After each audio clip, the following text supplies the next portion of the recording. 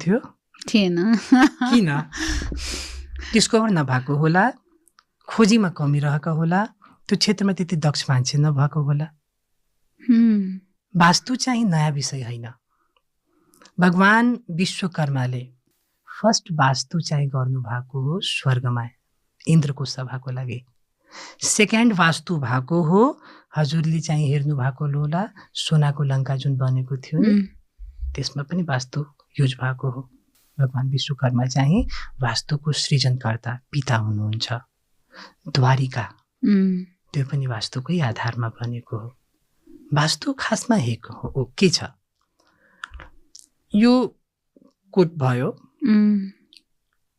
तल प्यान्ट लगाउँछ मान्छेले, अल्टर्ड गरिदिँदा प्यान्ट यदि माथि गरिदियो, कोट चाहिँ तल गरिदियो, कस्तो रिजेम्बल आउँछ? अनफ्यामिलियर,